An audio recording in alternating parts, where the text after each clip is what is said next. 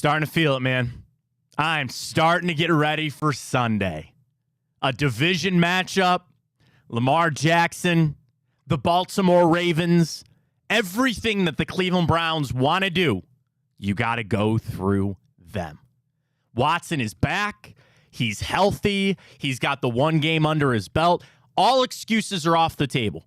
And that is probably the best thing that I can say getting ready for the show this morning, gearing up, getting ready for Sunday, is that there is a football game to be played on Sunday.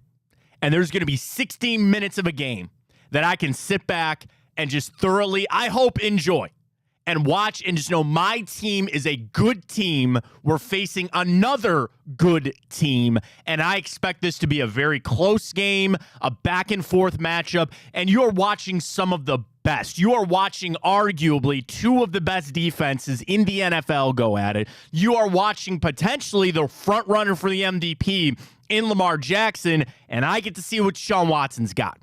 This is finally the game that we can put him out there and say, this is it. This is why he is here. For the money, for the picks, for all of that. That is the reason that Deshaun Watson is here, is to win games like this. I know it's a mid-season, regular season game. This isn't the AFC Championship game.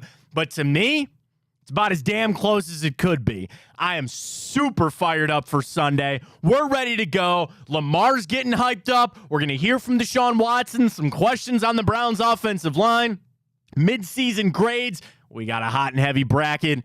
We got a question that Ryan is going to have to expose himself on just a little bit. We'll get to all that this morning right here on Big Play. Welcome to the show, everybody. I am Matt Fontana. He is Ryan Tyler. Good morning. A happy Thursday to all. Take you up to 11 o'clock this morning. We are slammed. We got a lot of Browns we're going to get to. I'm like, oh, man. Yes. Like, I don't know why. Something about today. Do you know Thursday is my favorite day of the week, friend? Why is that? I don't know. Friday and Saturday are easy, right? Sundays are fine, especially football season. There's something about Thursday. It really started in college because it was Thirsty Thursday. It was $2 beers at the one bar in Baldwin Wallace's campus. And frankly, to be honest with you, it was Jersey Day in my house, in my college house. We watched Jersey Shore every Thursday night at my college house. We watched Jersey Shore, have a few beers, head out for the evening. Great time. Do you have a favorite Shore member? I mean, you can't deny the situation because, I mean, like, come on. Everybody loved Vinny. You know, Ronnie's a psycho. Yeah, he is. Snooki was fine. Nobody really liked Sammy. JWoww? I didn't like JWoww. There was something about JWoww that I found her annoying. Of course, Angelina and who was the other chick? Oh, Deanna, right? Yeah. The situation is it, man. And if you ever go back, because now it tells you how old I am now, where like the original Jersey Shore when it started, now they're on family vacations and they're bringing Sammy back. I don't watch any of that crap. It's done. It's over for me. That was the height of MTV, in my opinion. But yeah, everybody loves the situation. If you're ever interested, go back. They have a behind the scenes. I think it's on YouTube, and they have the casting director and what they looked for in these. You got to look for specific people. And they said Guido, juice heads, you know, the Guidettes, all that kind of stuff that they were looking for on the show. And they talk about when they found Mike, the situation. And they were like, that him and Paul, oh, I mean, okay, you can't deny Pauly D. Everybody loves Pauly D. So I would say it's between the situation and Pauly. That show spawned my favorite term of all time. And I don't use it because it's disrespectful, obviously, but grenade. Oh, yeah. Mm-hmm. Yeah. Gym tan laundry. I mean, it was a time to be alive, Ryan. I'll just put it that way. It was a time to be alive. You know that Vince McMahon gif that's going around where he's sitting there? That's the caption is like, what was it like to sit down in 2009 and watch Jersey Shore before going out to the bars? What a time. How did we start with Jersey Shore? Oh, Thursday is my favorite day of the week. That's why. Shore day. It is not my favorite Thursday night football game tonight. Good Lord, what a horrible game that is. We'll get to our picks with Tipico coming up. Our bracket is very close on one side. It is your favorite music video of all time.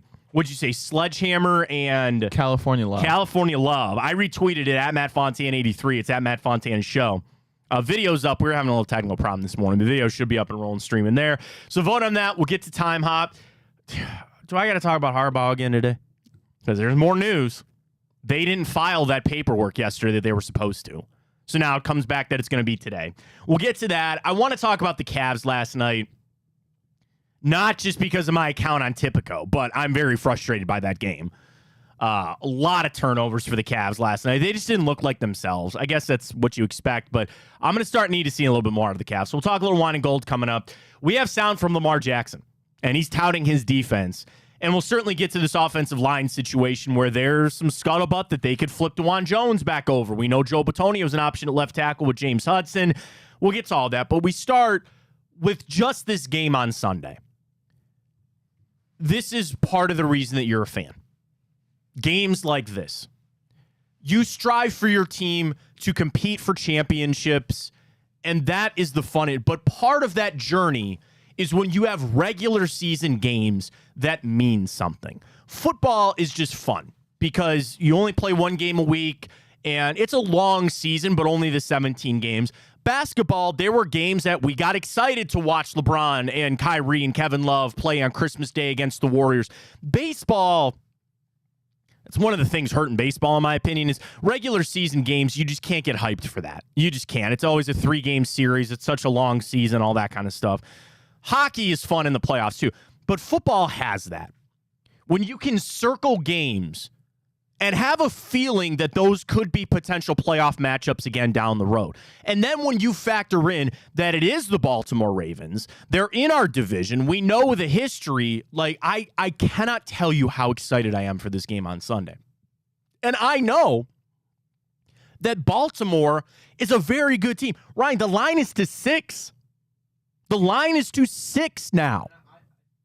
Oh, you're good. Yeah. Forgot I muted myself. I put on my coat so nobody had It's not that cold in here. I think that's actually a really fair line.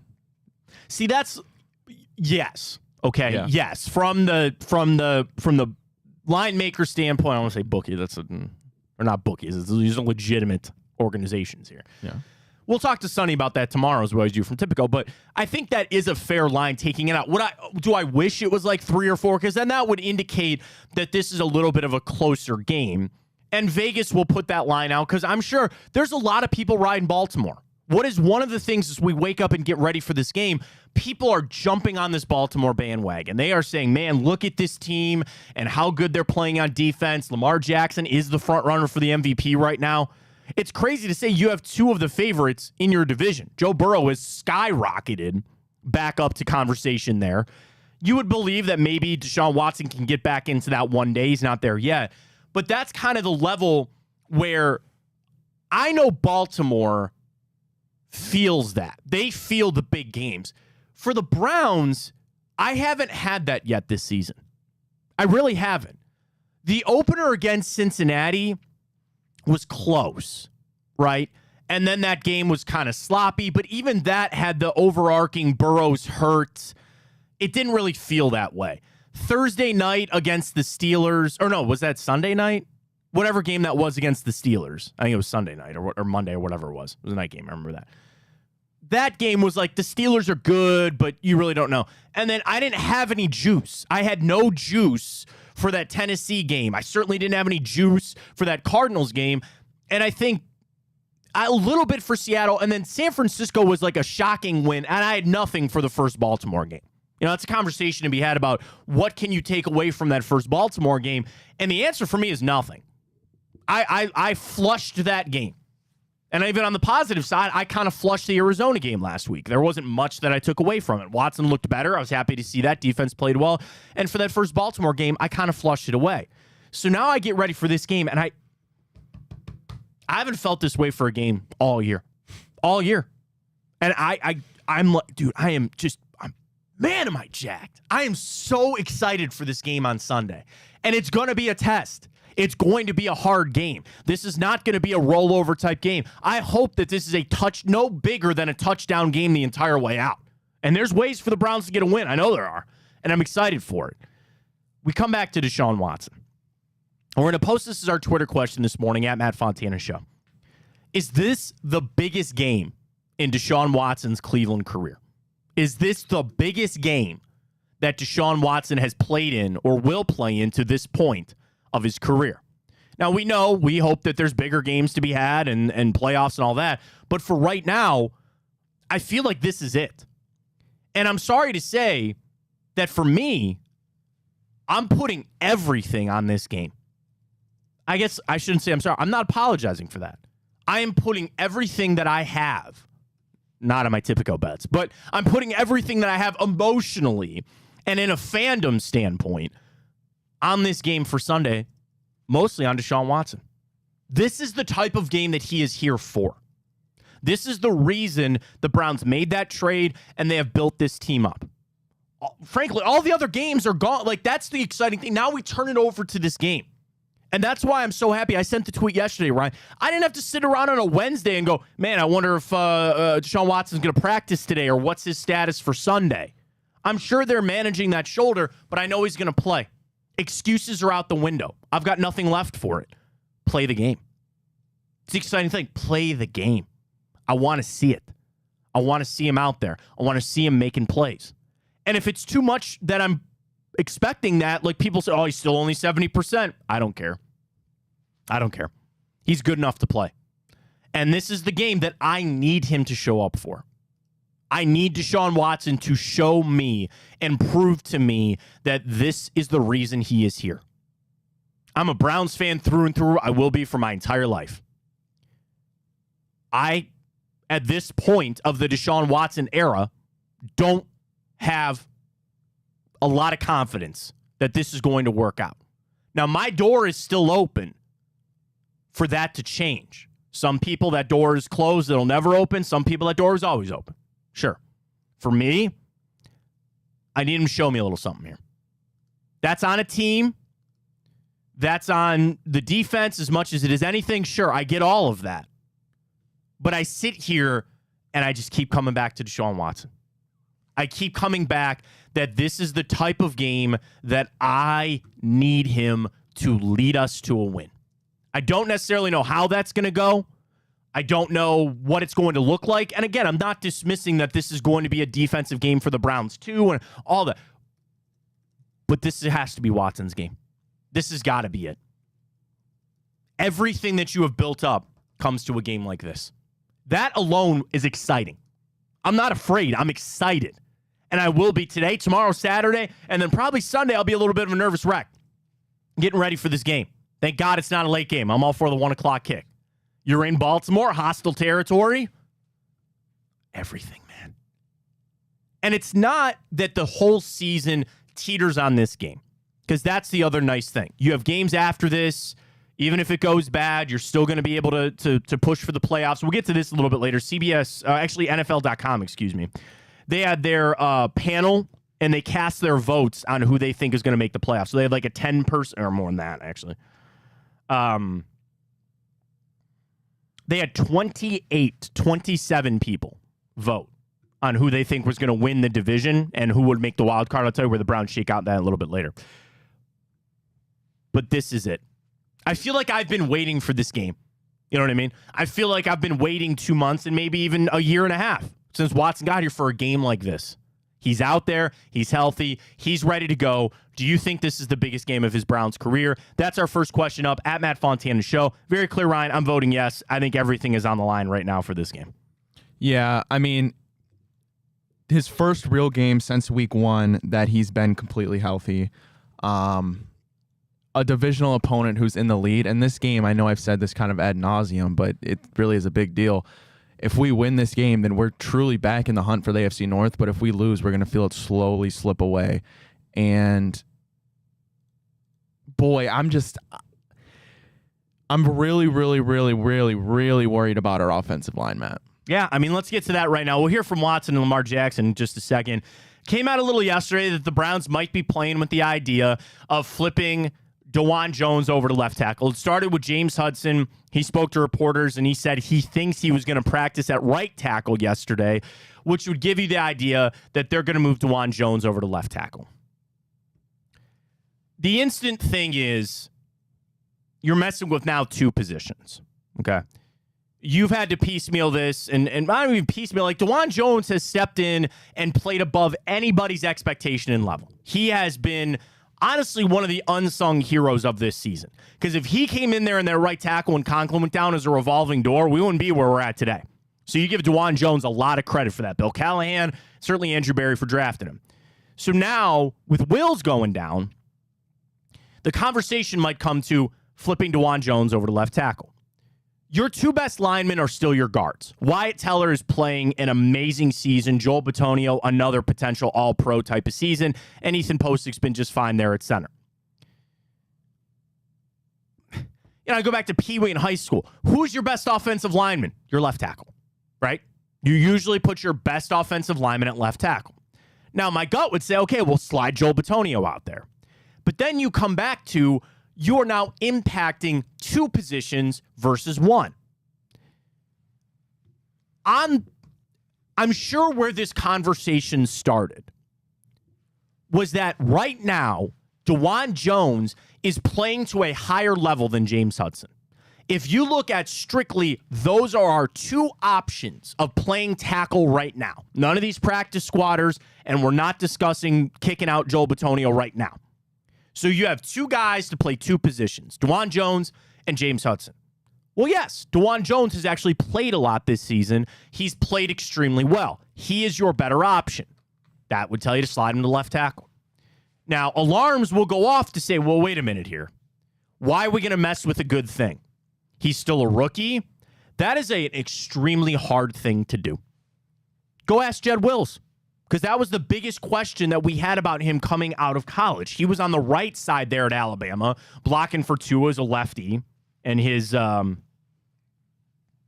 we're back up on Twitter. You can just bring that up, Ryan. Yep. So we had some Twitter issues this morning. We retweeted. But we're good on iHeart. We're still streaming on YouTube just fine. But the Twitter... Twitter's fault. It is Twitter's fault. Damn you, Twitter. X. So we're back up. We're back up on Twitter. So when you think about... that change is so hard. Jed Wills discussed that a lot coming out of college, and maybe that's part of the reason that he's whatever. It's not quite that easy to flip it out over. Do you want to know my gut feeling on that, Ryan? This is the Browns messing with the Ravens a little bit. The Ravens have the best sacking team in the NFL. Nobody has more sacks than the Baltimore Ravens. And if you talk to Lamar Jackson, which we'll hear about him in just a little bit, he doesn't think there's many holes on that defense, and there's really not. And when you think about what the Ravens do, it's a lot of, they play a lot of man. So get ready for Sundays that the Browns play a lot of man, and so do the Baltimore Ravens. Again, should maybe help Deshaun Watson a little bit. But as far as their sack totals, I'm pulling those up right now. 7.5 for Matabike from a D tackle position. Kyle Van Noy, who they picked off the scrap heap, has 5. Clowney with 3.5. Queen with 3.5. Hamilton, the safety, has 3. Owe and some other guys like Roquan Smith, you kind of mix in it. The crazy thing is, Ryan, that they have over 10 players that have a registered sack this season. So it's, yes, you got to worry about Matabike, but it is other guys too. And it's a little bit what you would like the Browns defense to be. Hey, we focus on Myles Garrett. It'll be everybody else that gets after you. So that's like, I guess what I look at, and this is no disrespect to Kyle Van Noy or Adolfo Owe, they don't have a TJ Watt. Okay, they don't have a Myles Garrett where you're going, man, there's this premier elite pass rusher and they're going to go over James Hudson the whole time. You don't have that. But then the issue is that you have quantity. You have a lot of guys that are going to push the pocket and impact it. How does that factor into the decision on who you flip and who you don't? My gut would say just throw James Hudson in there at left tackle. I think maybe the Browns might be playing a little game here. Yeah, I think the whole Bitonio thing, I think it's probably not for game one. I'm with you. Yeah. You and I are on the same wavelength here. Not for this game. And and I think it's a lot easier probably, and it obviously depends who your personnel is, but to move outside to inside than it is inside to outside. Yes, it is much. You see guys that fail at tackle all the time, and then they throw them in a guard. Guard's easier. You got two guys next to you, and to kind of pick it up here. Obviously reflected in draft capital. And all sure, that. And then the tackle, make no mistake, they're going to help out whoever the left tackle is. They're going to put a tight end over there. They'll slide protection that way. They'll put the back over there. It's not that these guys will be out on an island. You know, that's the other thing too. We talked a lot about DeJuan Jones. They've put him out on an island sometimes, and he's actually played well, and that's helped the offense. I'm sure that this has kept Kevin Stefanski up a few nights this week. Now, your positive is he didn't have to worry about Deshaun Watson. Could you imagine if we didn't know if Watson was going to play and he's sitting up there all night going, well, I don't even know if Watson's going to play. Oh, wait, we got to deal with this offensive line problem now, too. Another reason, thank God, that Watson's good to go and he's going to play in this game, because now you can truly focus on what are we going to do on this offensive line. My gut says this. Throw Hudson there at left tackle. He's no throwaway. He's a good swing tackle. There's a reason that he's here for that.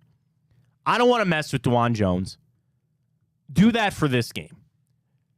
Your Joel Bitonio is break glass in case of emergency.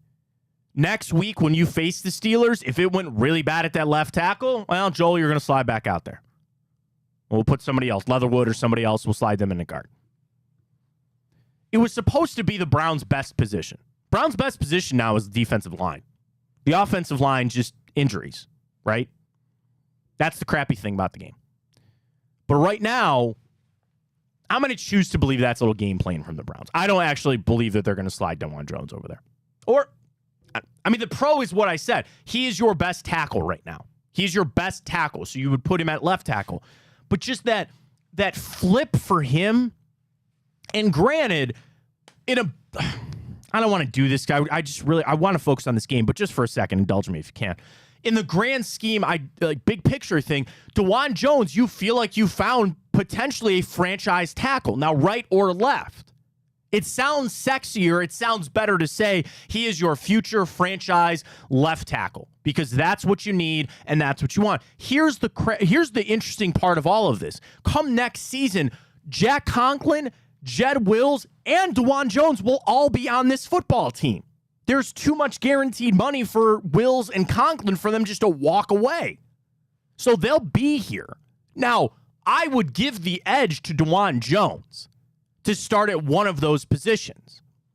And maybe you believe that a full offseason, he is your left tackle. That's a lot of money to sit on the bench, though, with Jed Wills, man. And that's a bigger problem for later. But does that factor into this now? Do the Browns have that idea that maybe DeJuan Jones will be our franchise left tackle for years to come? Let's start that clock now. Let's get him over there. Let's get some reps. Let's get some time in there. I would like to believe that they're not doing this just strictly for a rep or a look at it. You're facing the freaking Baltimore Ravens. I need a win. And I think they're doing the best that they can for Sunday. But you're going to need Watson to be mobile. He's going to have to get out of there. He's going to have to move. We'll see. We'll see. The Browns are in a tough position right now. So I think that might be a little game plan, to be honest with you, there from the Browns. So we'll have to see come Sunday. Well, Lamar Jackson didn't mince words yesterday, so he had his media availability. We'll hear from Deshaun Watson in just a second, but this kind of made the rounds this morning. Lamar Jackson talking about that pretty damn good Ravens defense.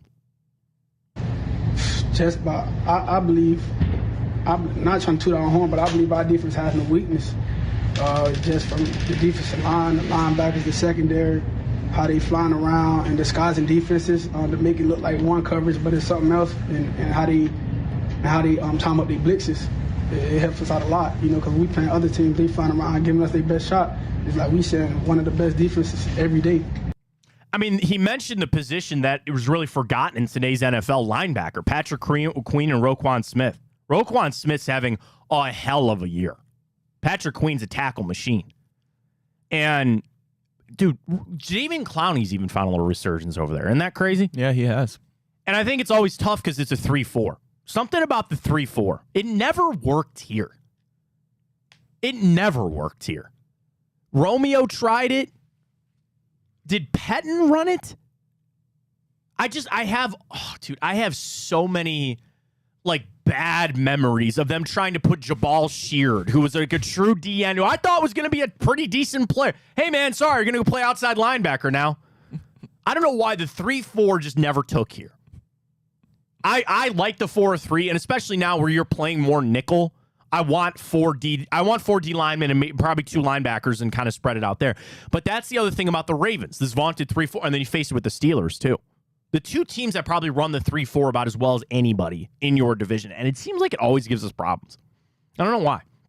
It just always seems to be so. And probably because you don't see it that often. It's a little fluky from that standpoint. But to Lamar's point, you don't see many weaknesses on this team.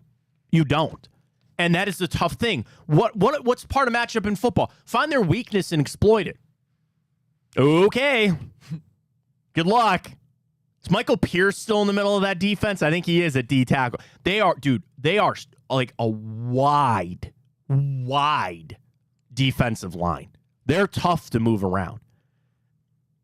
And you got offensive line problems. So to hear Lamar say that, I think that's him saying that is giving a little like reassurance to his team. That's a little semi-shot to the Browns offense too. Lamar knows what he's saying. Of course he does. And he believes it. And he has a reason to believe it, that this defense does not have many weaknesses, if any at all. And he's saying that to get a little juice for this game, man. Get a little juice for this game. I love it. I'll take it. I'm going to see what the Browns can get done. Now, to the flip side to that, let's hear from Deshaun Watson. First question. I thought this was an interesting one. Is there anything to facing Lamar, right? Of what we believe this to be, a potential quarterback, like really, if Pittsburgh can figure it out with Kenny Pickett, I don't know if they will or won't, but even if they find another quarterback, we are lining up for 5 to 7, dare I say 10 years of Lamar v. Burrow v. Deshaun Watson. It's going to be fun. It's going to be a lot of fun.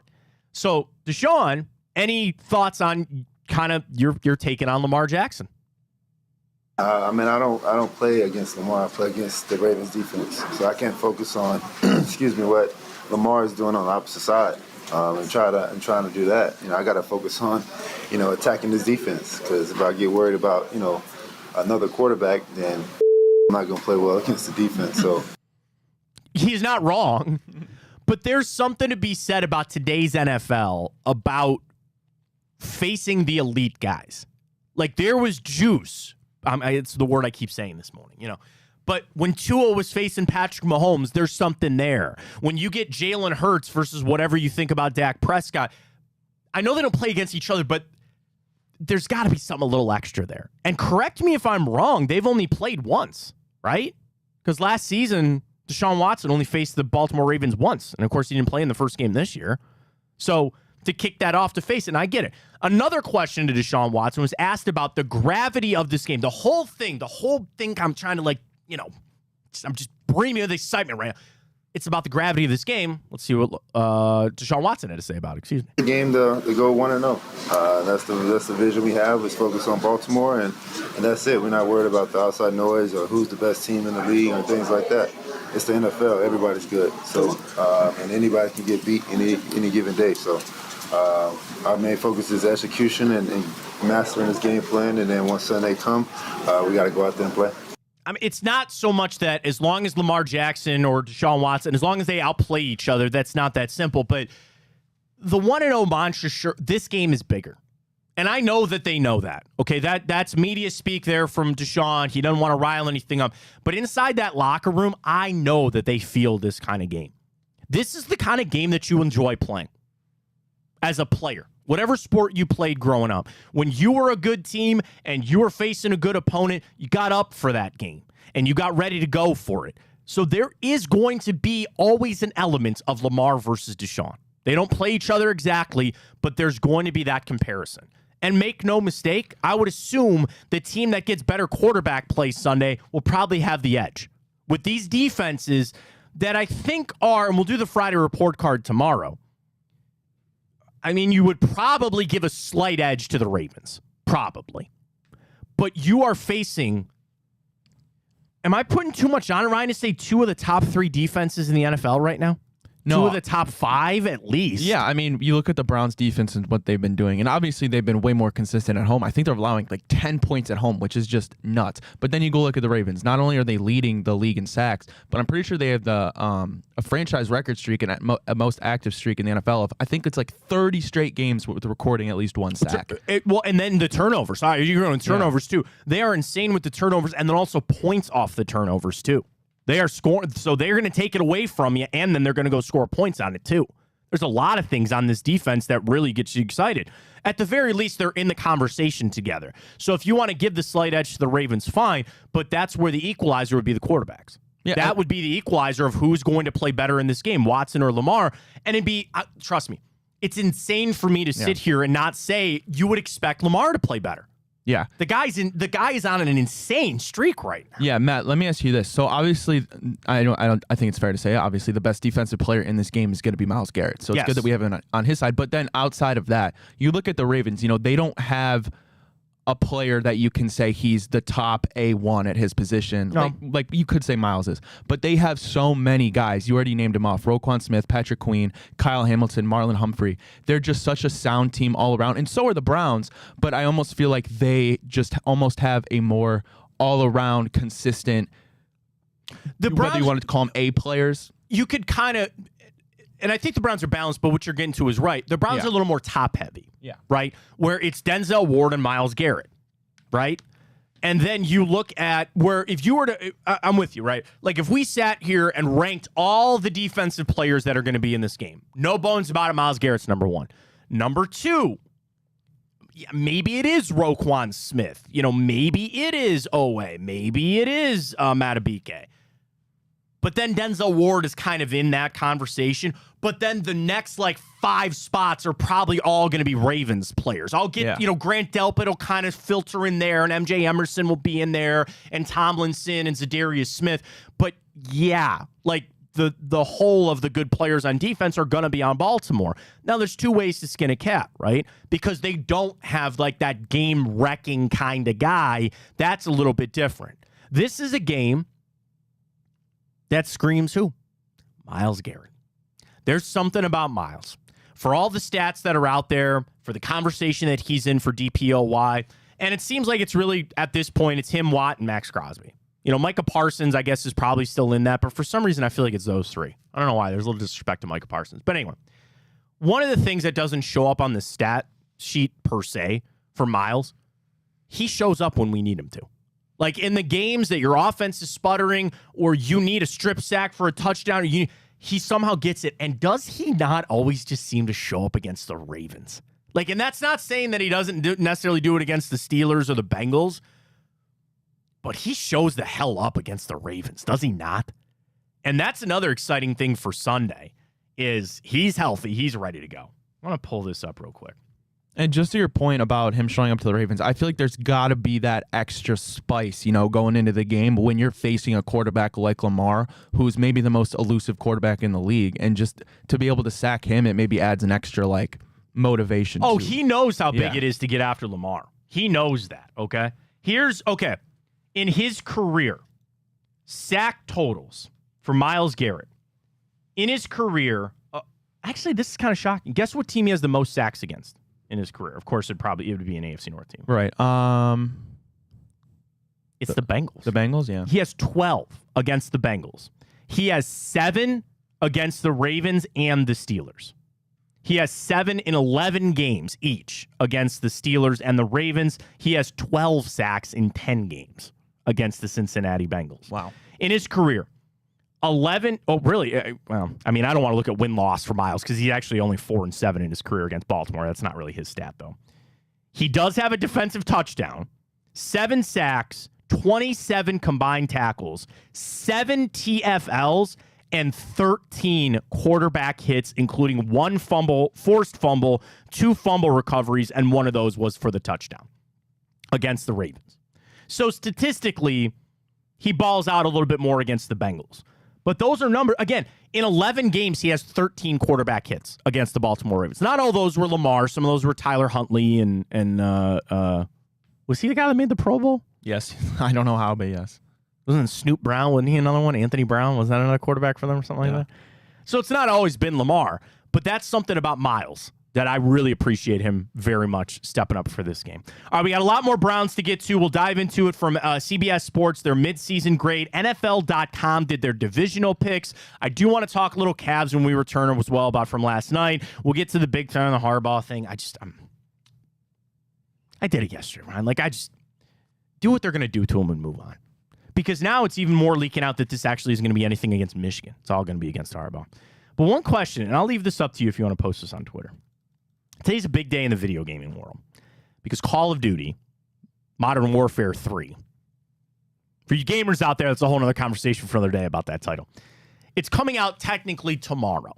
Now, there's a glitch in the gaming world where for everybody else at midnight tonight, you can play the brand new Call of Duty game that comes out on your Xbox or whatever.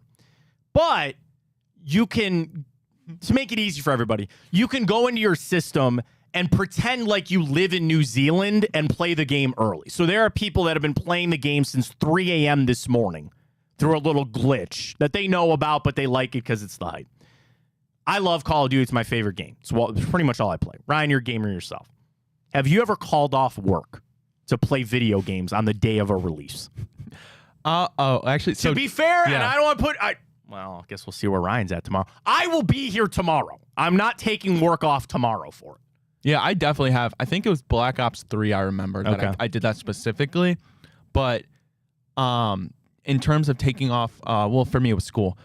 School, yeah, same thing. School or work. I remember Mafia 3, when it came out. It wasn't the day it came out, but I was like, I need to beat this game, and I'm going to expose myself. And this was my gross heyday.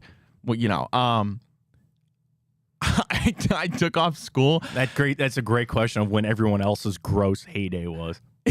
and I wanted to beat the game so freaking badly. How many hours did you play? I played it How many hours straight did you play? Take a guess, Matt. 28. Well, I mean, I had to sleep. But okay. No, but I legit did not move from my chair because I wanted to beat the game so bad. 11 hours. That's okay. Not moving from my chair. 11 hours. And then I remember I told you this one time, Matt.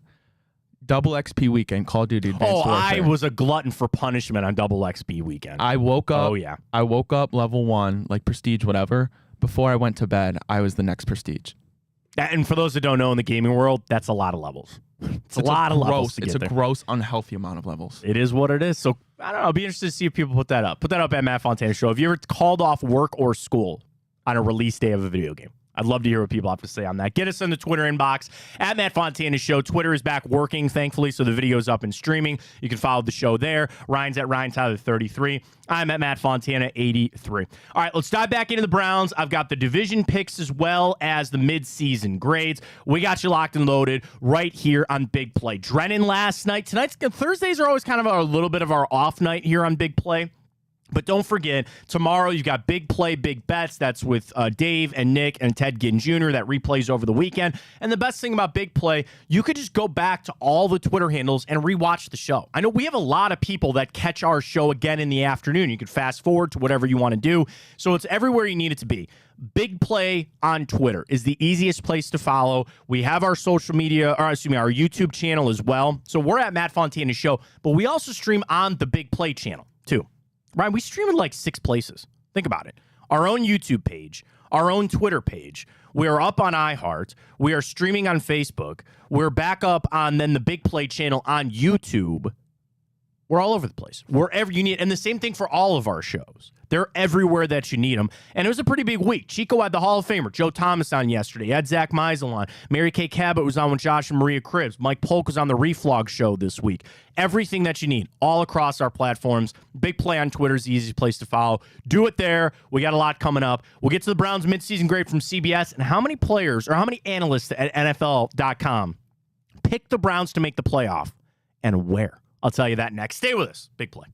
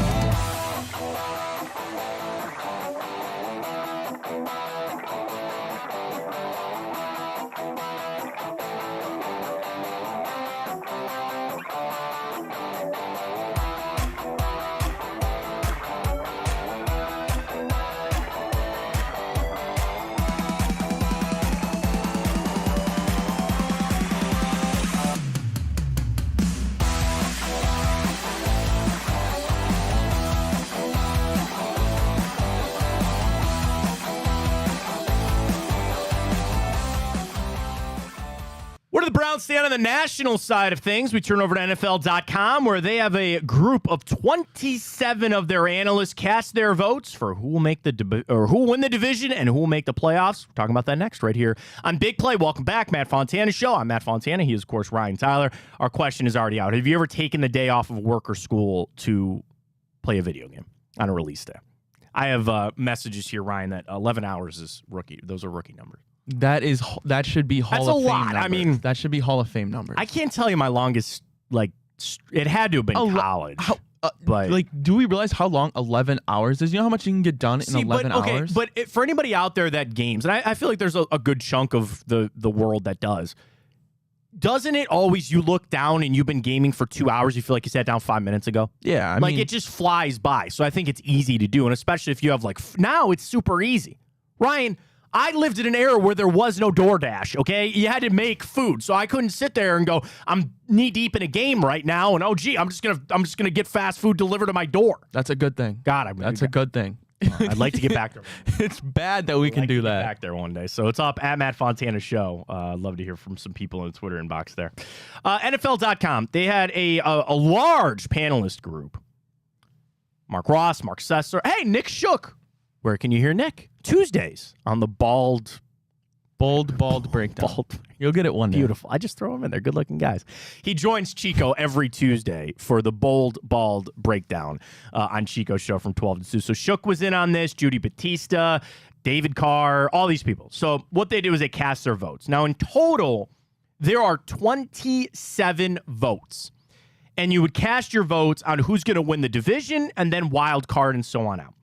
We go to the AFC North. 27 votes. 24 of them went to the Baltimore Ravens. The other 3, the Cincinnati Bengals. Chad Reiter on why he chose the Ravens. The Ravens are in prime form right now. It's tough to see any AFC North foe overtaking them. Lamar Jackson's playing like the league MVP with help from Zay Flowers, and Baltimore's defense is clamping opponents to an NFL low 124 points or 13.8 per game through 9 contests. Now, we get to the wild card. We'll do all the rest of the divisions too. And these on a point total, right? Cincinnati got 62 points to be the 5th seed. Buffalo got 37 points to be the 6th seed. Miami, 17 points to slide in there what would be the 7th seed, or the 6th seed. No, 7th seed.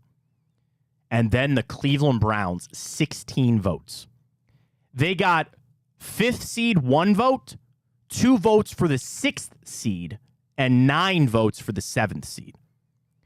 So really the way that this is laid out, where we have turned a lot of our attention to the Buffalo Bills, this actually has the Miami Dolphins. Now, granted, they have the Miami Dolphins winning the division, so it'll kind of lay out that way. Basically, they feel like the Browns are in the playoffs right now. They feel like they're going to make it. 27 votes, 21 of them went to Miami to win the East, 6 went to Buffalo. For the South, 26 votes went to the Jacksonville Jaguars. David Carr had 1 vote for the Houston Texans. He's a little bit of a sensationalist over there at NFL.com. And the AFC West unanimous that the Kansas City Chiefs are going to win that. So again, Chiefs in the West, Baltimore in the North, Jacksonville in the South, and Miami in the East. That leaves who? Cincinnati, who again, 5th seed seems to be the prevailing vote there. Buffalo with the 6th seed gets the most. And then the Cleveland Browns, 9 votes for the 7th seed. Pittsburgh, and there's a couple votes for Houston sliding in on the 7th. The one that shocked me, nobody gave any love to the Chargers. Only 4 votes that they would make it as the 7th seed. So people are fading there a little bit on the Chargers. To the NFC, all 27 votes went to the Eagles to win the East. All 27 votes went to the Lions to win the North. 24 of the 27 votes went to the Saints to win the South, and 26 of the 27 went to San Francisco to win the West. Dallas, an overwhelming favorite to be the 5 seed. Seattle, the overwhelming pick to be the 6 seed. And then it gets dicey between Minnesota the Falcons and a couple of Rams and Saints, again, if they don't win the South in there. So 14 votes for the Vikings to win it there in the South. So as NFL.com lays it out, it's pretty much what we've been discussing. The teams are there. You know the teams. It's strictly going to be the ordering of who wins the division and how it kind of lays out from there. I flip over to CBS Sports, and they put out their overall midterm grades by Jeff Kerr. We did this on yesterday's show, and we just did individual positions. He did the overall team. Scroll down to the Cleveland Browns at a record of 5-3, and he writes a B+. The Browns deserve a lot of credit for being the toughest out in the AFC. Cleveland has the looks of a good team in training camp, evidenced by their defense being second in the NFL in points allowed per possession and first in yards allowed per possession. This defense has held 3 teams to 3 points or fewer this year. God, isn't that a stat? 3 games of 3 points or fewer. Jim Schwartz may be one of the best assistant coach hires of the offseason. The offense lost Nick Chubb, but they can still run the ball efficiently. Deshaun Watson hasn't been great, but the Browns' offense is significantly better when he plays versus when he doesn't. Cleveland has the look of a playoff team, but the Browns may need to survive the gruesome AFC North to do so. I think that's fair. If you want to give the Browns a B+, there's some question marks surrounding it, sure. I think overall they're in a really good spot. So I think B was a fair grade there from Jeff Kerr there on CBS Sports. Let's update our Twitter question and get back into that a little bit. Do you feel like this is the biggest game for Deshaun Watson in his tenure with the Cleveland Browns? 96-4. 96% of people say yes. And that's exactly how I feel for this game. You need him to play to a level that we haven't seen yet.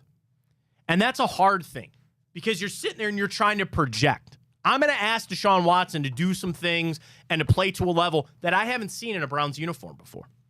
Now, we go back to Houston, and people always point to, well, he did it there, or he still has the makings of a franchise quarterback. Do you want to know what I want Sunday, Ryan? A win is number 1. Do you want to know what I want number 2? Proof that Deshaun Watson can still be a franchise quarterback. Because I don't have it. And I want it. He's paid like it. Gave up the picks for it. And there's a belief there that he is. I need some proof. I need tangible proof. Because my faith is about ran out. And that's the other reason why I'm super excited for this game. This is it. I've circled it. This is the game for Deshaun Watson to prove to me that he is what we hope he can be. I haven't seen it yet. Because of injuries, because of the suspension, sure. It all comes to Sunday. And Sunday afternoon or Monday morning when we start this show, I'm going to have a feeling on the future of Deshaun Watson here. Am I wrong for putting it all on one game? Yeah, maybe. But I don't care because that's what I'm going to do. Because that's what I can do as a fan. It's all on Sunday for me. He needs to show me what I've heard people talk about and what I think he can be. You're facing a division opponent, the cream of the crop right now in the AFC, and one hell of a good defense. Show me something here. I want to see it. And I'm super excited for the opportunity to see it. Now, it doesn't go well. He throws 3 interceptions. Wow, am I going to feel like crap. Boy, am I going to feel like crap. And that's the thing. Make no mistake. I will not start this show Monday with excuses.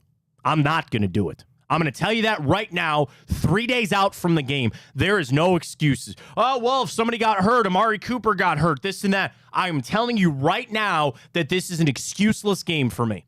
I need Deshaun Watson to play and show up and prove to me that he is the guy that we need. That's it. No matter what, nothing else impacts it. And we'll do that, hopefully, a joyous occasion on Monday. Feeling a little down about the Cavs, man. OKC is a really good basketball team, okay? Like, that's watching them play and Shai and all these other guys, the 2 Jalen Williams that they have.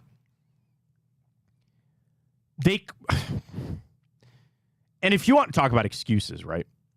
The Cavs could not hit free throws and could not stop turning the football over.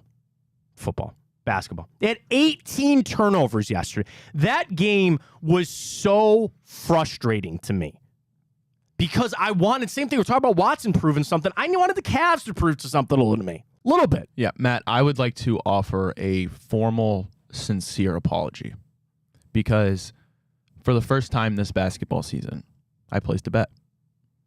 And So it's your fault. Yeah, it has to be. Okay. I placed my first NBA bet this year, and I had 2 parlays going on in that game. And I bet Donovan Mitchell to score at least 25 points. Finished with 20. And that is completely my fault. I put my own need above the Cavaliers, and it won't happen again. I mean, the thing about watching that game, Evan Mobley played well. Like, there was times where you go, okay, Mobley, he got in there. Chet Holmgren is just a unicorn, man.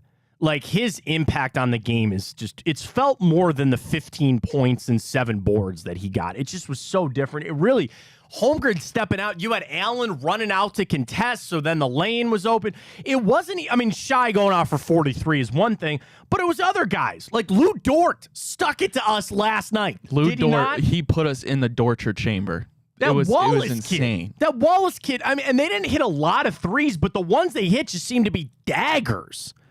And the Cavs, every time, I know AC was talking about this so much in the game, when they tried to claw their way back in the game, every time OKC hit a shot. Every time. And that's a mark of a good basketball team. When you got a team on the run like that, and Cavs went on a couple, 15-3 runs to get back into it. But every time, dude, every time they were on the precipice of just getting back in the game, Oklahoma City was like, no, we'll hit a shot here. We'll calm this back down. Am I putting too much on it early in the season for the Cavs? I'm kind of in a bad spot with the Cavs, man. No, I mean, it was deflating. It was deflating. You want to know what it was? It was deflating. It was just an ugly showing. The amount of times you turn the ball over, you're never going to win an NBA game doing that. I mean, but shout out Karis LeVert. He was especially that fourth quarter. He was consistently attacking the rim, and he was just getting foul calls left and right, and he was making his free throws. He got to the line 16 times, set a career high with 13 made free throws. Yeah, and credit to the Cavs, we hung in there. But I mean, like you said, they were just drilling shots. Well, and they missed Isaac Okoro last night. I know that. Here's the bad thing about Karis LeVert. He was minus 14 when he was on the floor. Yeah, he put up 29. They were scoring, not at will when he was out there, but minus 14 is not going to be good enough. And I look at some of the other players on the Cavs and, did they show up or were they here? Were they there? I shouldn't put too much on it. That was the 8th game of the season. But I want a little bit of better show. I guess the solace could be that you about handed that game away. There were some bad turnovers. I mentioned that they couldn't hit free throws. They still shot 73%, but I just feel like there were some like Dean Wade. Okay, I'm in a bad spot with Dean Wade, man. Real bad spot with Dean Wade. That, I think there was just a moment in the game where he bricked a corner 3 and then instantly came down and then fouled, I think, Shai or something like that. And I know Dean Wade was injured last year, and there are a lot of people that feel like he's actually a semi-big key off the bench for this team. I'm in a bad spot with Dean Wade. Niang, is he going to show the hell up or not? It's early. It's early. You want to know what? Cavs are semi-healthy. I would like Okoro in that game. Semi-healthy, but I'm really down about that game. It's not even the typical bets, because you want to know what? I don't know if I was going to mention this morning. You know the email that I got this morning from Tipico? I got some bonus boots, man. I got 4 protected bets. They dropped 4 $10 protected bets into my account. So when I go to Tipico, use the code BIGPLAY150 when you sign up. You get the bonus bets. But I can log in. I have now $40 I can play with on Tipico. Kind of makes me feel a little bit better about those. And we'll get a Thursday night parlay rolling for tonight, I'm sure. But I'm down on the Cavs just a little bit after last night. Tough showing. All right, let's get to the morning update when we return. We'll get all the stories across. I throw this on you late, Ryan. Can you bring up the Ron Washington hire, please? He's in LA now. Bring that up. We'll talk a little bit of baseball. We got football. We got everything else. I don't really want to talk Michigan, but we'll get to that in hour 2, and we'll update all our Twitter questions when it comes to Deshaun Watson. That all comes your way next. I quickly mentioned Tipico. Use that code BIGPLAY150 when you sign up, and that's the thing. Tipico is going to take care of it. They got the boost. They got everything. But again, I got some protected bets. And that's not unlike a lot of other sports books out there where they'll throw you some bonus credits here and there from time to time, but I needed it. I needed a perfect time. So I got four $10 protected bets that I can use within the week. Boosts for tonight. DJ Moore, anytime touchdown score, Bears money line, plus 343. Panthers win. Adam Thielen, 50 yards receiving. Chuba Hubbard, 50 yards rushing, plus 590. This one's interesting. Bryce Young, 2 touchdown passes, and the Panthers win, plus 330. Those are all some of the boosts that are rolling tonight for Thursday Night Football. You can check it out there. I kind of like this one, too. Bryce Young and Tyson Bagent to both throw for 200 passing yards, plus 230.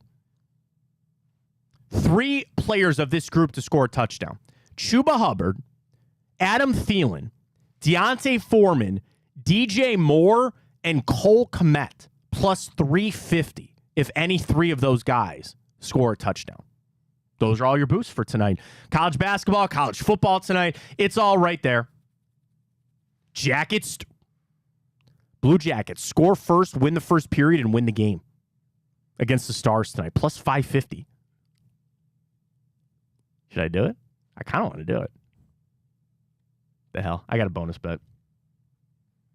It's in there. Tipico. Download the app. Play along with us all season long. Tipico. Use that code BIGPLAY150. Morning update comes your way next. Stay with us.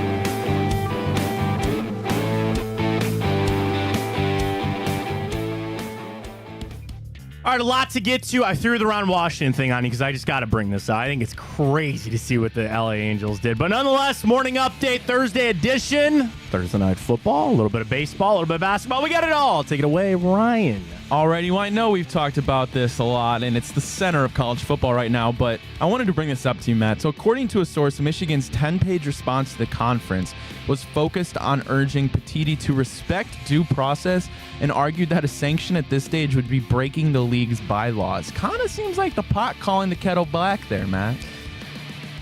The law is always what? Twisted to benefit you, right? So what are they saying? Hey, if you sanction us here, we don't have the proper time to defend ourselves. And then what are they going to do? They're going to slap an injunction on it, and then they're going to say you got to drag this out till the offseason. This is where it's crazy to think about things like the Supreme Court getting involved in sports. Because when I was growing up, I really never understood as a kid why Mark McGuire was sitting in a perjury case in the Supreme Court. I go, that's government, right? Like, this is sports. But, like, that's what the court is for. Technically, Michigan could sue. I guess you could sue anybody, right? Like, these are legal fights. These are legal battles. So I just, as a kid, I didn't really understand that. Now as an adult, you're like, oh, yeah, what do they do? They're going to take them to court. They're going to take him to court, and they're going to say, what you did to me was wrong, like anything, right? Your neighbor's tree falls on your yard, crushes your car. What do? You take him to court. Somebody hits your car. You take him to court. This is no different. Michigan feels like they've been wronged by the Big Ten, and they're going to take them to court. So it's crazy to think about how that is all going to work out, even though it's sports. But, of course, they're going to try to drag this out. Of course, they're going to try to say we need to defend ourselves. And even if there's a time, and I know we've discussed this a lot, where I'm ready to see what happens. And it sounds like more than anything, this is going to be, they're going to punish Harbaugh. They're not going to punish the team.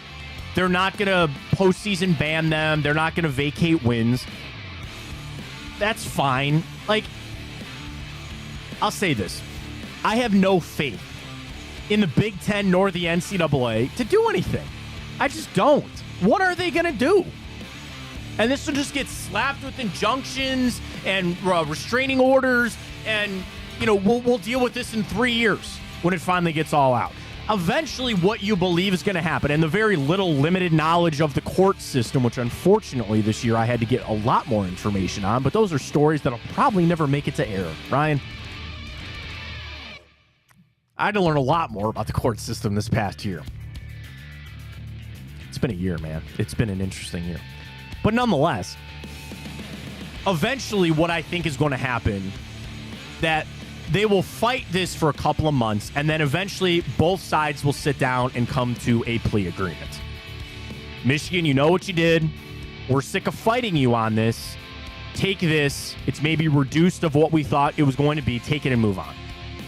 Now, the Big Ten and the NCAA might want to come out and say, no, we're going to make an example out of these guys. If you do that, they're going to be fighting this forever. You are going to be fighting this in court forever. Michigan's got lawyers. They have a lot of them, and I'm sure they're well paid for what they do. The other part of this is Jim Harbaugh, right? Because do you want to have this conversation after the morning update? I feel like I'm hijacking the morning update. It's all good. Let's do that. Let's finish out the morning update. I've got another thing I kind of want to get to about the whole Michigan thing coming out with potentially them just going after Harbaugh. So we'll get to that because there's also some more stories that came out this morning about the deadline and all that kind of stuff. But we'll get to that coming up. Stay with us. Alrighty, well, in a Sports Illustrated article, they listed credit company WalletHub's top 10 best sports cities in the U.S. And Ohio City did make the appearance on the list at number 10. However, it's not Cleveland. It's actually Cincinnati. So what were the metrics on money spent, probably, right? Or value? I believe it's a mixture of that as well as revenue. So I think in baseball and football, it says they ranked 8th in each metric. And apparently Cincinnati is the 16th best soccer city in the U.S. Okay. So they did it on, how much do you spend when you go to the game? Probably value and all that kind of stuff. I mean, Cleveland is a healthy sports town. And I know that, we lost the football team, and there was a lot of political stuff that went into that, and Art Modell and all that kind of stuff. But with where we're at, There's a wait list again for the Browns season tickets. Cavs season tickets are healthy. The Guardians, it kind of is what it is. But then don't forget about, Cleveland State. Don't forget about the monsters that you pay money to go see. The Avon Crushers out there. I can't wait for the day. And I'm probably a few years away. My son is 2. He'll be 3 in June next year. So probably not next year. But when he's 5 or 6 or 7, I really picture us at a lot of Avon Crushers games. $15, you're sitting probably 6 rows from the stand or from the field, probably get a baseball. He's got to leave in the 3rd inning because he wants to go home. Let's go home. I'm thoroughly excited for that. But I think it's healthy. I think Cleveland, when it comes to money being spent for the games, for parking is never crazy. I mean, for some of those NBA finals, it was. But that is the importance. Again, it was funny how it kind of comes full circle here. We were talking about sports and then, the government getting involved. Well, that is the importance on why, Mayor Bibb to get this stadium done. You want the fresh new stadium. Why? Because you have businesses that are around the stadium. I'm a lifelong Clevelander, man. I know what the stadium looks like, or even the ballpark or the arena, right? Whatever you want to call it, that bar, like Wilbert's, right? Or the Thirsty Parrot, right across from Progressive Field. You want to know what those business owners love? The Guardians to go make a long playoff run or to be really good. Because I love those bars, don't get me wrong. I spent a lot of time at both of those places, trust me.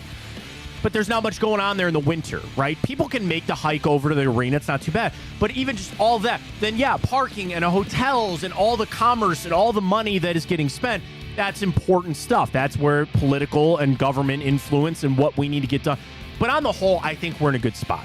And yes, it is relative of how good the teams are, but the fans go and they spend money. And it's an influx into our town. I'm a Cleveland resident. Part of my taxes go towards that. And yeah, I spend money. Best example would be we took our son to his first baseball game. 7 of us went. So me, him, his uncles, my brothers, a couple of their girlfriends. And what did I do? I paid $40 to park close because I figured, again, he's 2. We might need to leave. Let's park close. Tickets were, 200 odd some bucks, whatever total. $15 for a beer here and there. Had to get him some merch while we were there. I mean, that's money that's happily spent from me. And I'm happy that I was able to do that because those are memories that you create with your family. And that was one of my favorite days of the summer, to be honest with you. And that was money well spent. So I think it's a good value. I think Cleveland's in a good spot when it comes to the value and the money that we spend here in town. Alrighty, well, speaking of the Guardians, General Manager Mike Chernoff was asked whether their organization would ever consider moving Ramirez at some point in the near future. To that, he responded, "Jose is the guy that we're building around. He means so much more to our franchise just in terms of what he is in the clubhouse." He goes on to say, "I expect Jose to be a lifetime Cleveland Guardian, and I would leave it at that. He is the guy we want to build around." So there was, I can't remember who it was. They got really on that reporter for asking that question and being like that. Jose Ramirez is here forever. And he's the kind of guy that if you trade him away or you let him go, and there will be a day like Cincinnati, what did they do? They just declined Joey Votto's option. That's going to be, they sent out a nice message. There will be a time that Jose Ramirez moves on, but it's going to probably be on his own time, right? Like when he decides that he wants to retire. And it could go bad. You could have the Miggy Cabrera situation where he's not worth $38 million or whatever crazy amount it was for him to get up there, but still, Jose is one of those guys, and I've said this about a couple of guys on the Browns, and we can go around the teams, right? On the Guardians, it's really only Jose. He gets a lifelong contract. Don't ever let him go anywhere else. For the Browns, Myles Garrett and Nick Chubb. Joel Bitonio, I think, is already in that. I think he's already in that conversation. He's good to go. For me, it's Myles and Chubb. Maybe Denzel Ward to a point, but I don't ever want to see Nick Chubb or Myles Garrett ever play football for anybody else ever, ever, ever, ever. To the Cavs, I'd like to say Mobley and Garland and stuff, but it's like, you know how the NBA works. I don't know if there is one on the Cavs. Jose Ramirez is there for the Guardians. I'm glad they have that stance, and yes, I don't ever want to see him play baseball anywhere else ever.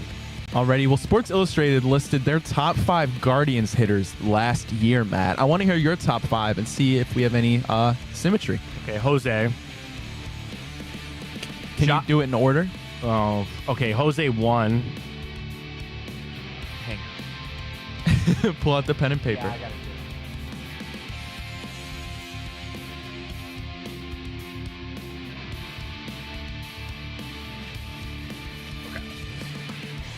I'm just going to do 5 and then let me order them. Okay. Jose, Naylor, Josh Naylor,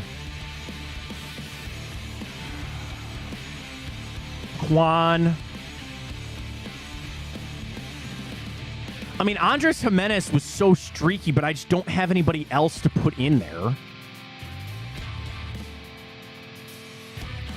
Can I ask you a question? Did they not put Josh Bell in? Well, Josh Bell was crappy. He's not in that, right? He's not in. Okay. Jose Naylor, Quan Jimenez. Who am I forgetting? It's not Bo Naylor. There's no way.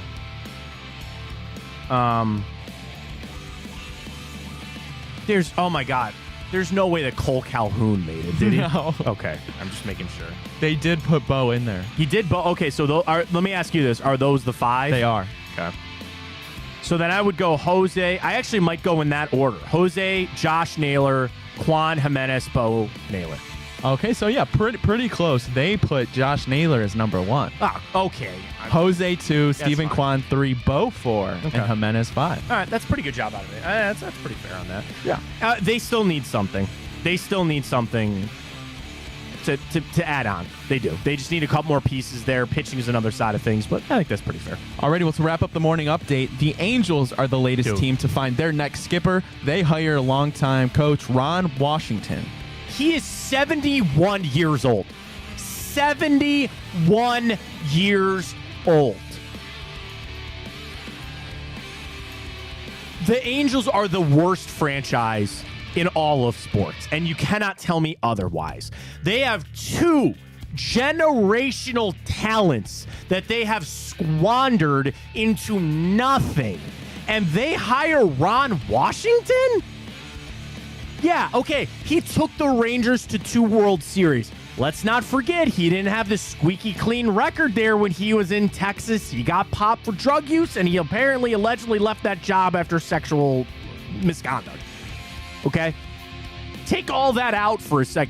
He is 71! Do you not want to hire a guy that you could be like, yeah, at least we think he can keep this job for a little while? And that's not me being ageist, okay? That's not me wishing harm on Ron Washington. He's 71! Sounds like he should be running for president instead. Oh, God. Ryan, stop that. I had to. Stop that. I had to. It's a sad state of our society. I don't care what side you vote on. 65 limits at the highest, man. 35 to 65. You get a 30-year gap. You get a 30-year run to try to be president. Man, woman, or however you identify, does not matter. You get a 30-year gap. Cut that off at 65. For the love of God, for me, for you, for our children, cut that off at 65. Good Lord. That blew me up. Say what you want about Stephen Vogt. There is at least a chance of a long... That's so bad, man. I'm sorry to Ron White. It sounds like I'm wishing like that he's going to die in 3 years. He's 71. The Angels are horrible. No matter what you want to say about the Guardians, at least you're not the Angels. See, I think about the Twins, too. People think there's reports out the Twins are going to start selling off. So they're out. It's going to be us. Us on the White side. I think KC might have some little bit brewing there. That Bobby Wood Jr. is pretty good. I think KC's going to... You want a hot take for baseball season next year? KC will be the second best team in the AL Central. Book it. Book of that. I don't understand with Ron Washington. Not at all. So at least you got that going for you, which is nice. All right, let's get back into this Harbaugh thing, because now, and I saw this, like, I think Adam Rittenberg just sent it out. Bro, it's the 10-page response from Michigan. I don't even want to read it. Dan Wetzel had it. It starts out with, Dear Chad. This is to Chad Hawley, the Vice President of Policy and Compliance at the Big Ten. 5440 Park Place Avenue, Rosemont, Illinois. Dear Chad, this letter responds to your November 4th email regarding the Big Ten Conference's investigation of the University of Michigan football program under the conference's sportsmanship policy. At the outset, let me assure you the entire Michigan community, including university president, board of regents, whatever the hell that is, vice president and general counsel, football coaching staff, and I are treating these allegations about our football program with the utmost seriousness. We are fully cooperating with the NCAA investigation, which enforcement staff is. I'm not reading this whole 10-page thing. This is absolutely crazy, and it's a lot. Okay, so at least they filed that today, and then they kind of move forward. Where I kind of wanted to change the conversation a little bit is Harbaugh.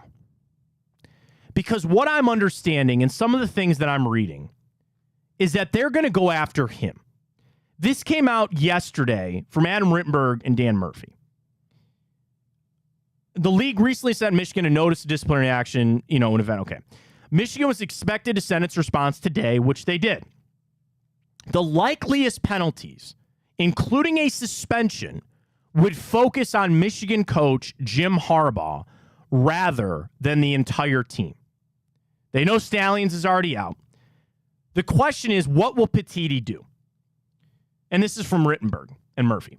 The first-year commissioner has drawn positive reviews around the league so far, but a rocky tenure of Kevin Warren, who had that job before. Last week, Petitti heard from Big Ten coaches and athletic directors, many of whom strongly encouraged him to act against Michigan, even though the NCAA investigation and infractions process is far from over. He also met with Michigan president Santa Ono, who has urged Petitti, as they have done, to let due process play out. Michigan sources have made it clear that if Petitti imposes a discipline, the school will use every available legal recourse to fight back. A Michigan source telling ESPN, "This is going to get ugly. We don't think this is fair that 13 schools gang up on one and the commissioner will just give in. Does Petitti have authority? No question, but we have levers of power ourselves." Yes, all of that is true. And that's why I'm really kind of shifting this to the back burner on this whole Michigan thing, because I don't expect anything quick to come, and it's going to take forever. Here's a thought process that I had. If they're going to truly zero in on on Harbaugh, couldn't Michigan just dump his ass? Think about it. And he's up for a deal, right? Because when they talking about that, they had a deal in place for him to become the highest paid coach in college football history. What's his contract? Okay, hang on one second. Okay. Harbaugh's been the head coach of the Wolverines since 2015. He agreed to a 5-year, $36 million deal in 2022. But the school had already opened talks about an updated extension before the current scandal.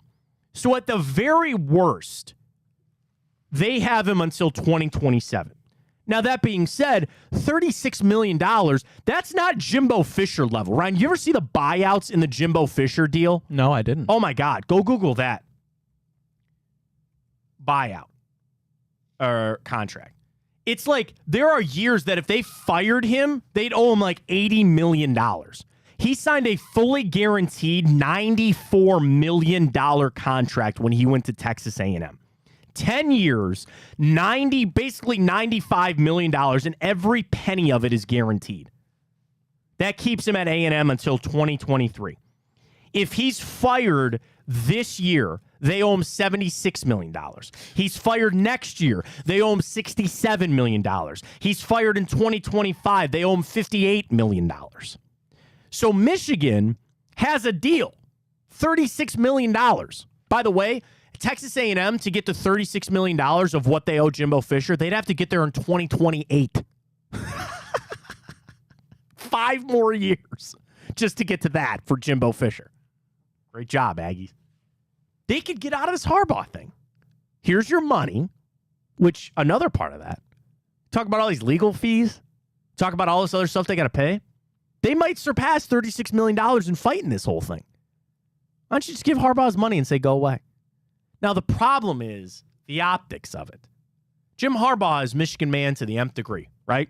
Former player, one of the best players to ever, well, I don't say one of the best players to come out of Michigan, but well-respected, played in the NFL, all that kind of stuff. And now he turned your program around. My comeback, if I were a Michigan fan, which I never will be.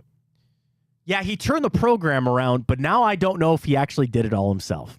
Because think about the years that they were actually good. The years apparently they were sign stealing. Did recruiting get better? Sure. J.J. McCarthy is one of the better quarterbacks they had. Blake Corum's one of the better players that Michigan has had in the last couple of years, or at least in Harbaugh's tenure. And it takes time to turn it around. But the simple answer is just dump his ass. Say, you're on your own, man. You did this. Make no mistake. No matter how this is going to dice out, Harbaugh knew. You cannot convince me otherwise. So the school who claims that they're getting ganged up on now and everybody's going against them. They already stole the Ohio against the world thing. They already got T-shirts about Michigan versus everybody else or whatever. I don't almost swear often, Ryan. I know we can now. I almost swore right there. Stop myself.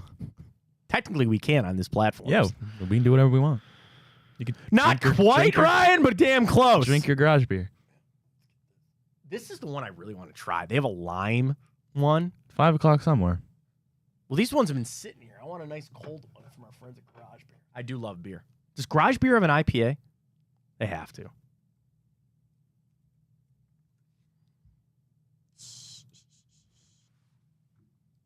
I've derailed everything here. Small batch, light lager, no bitterness.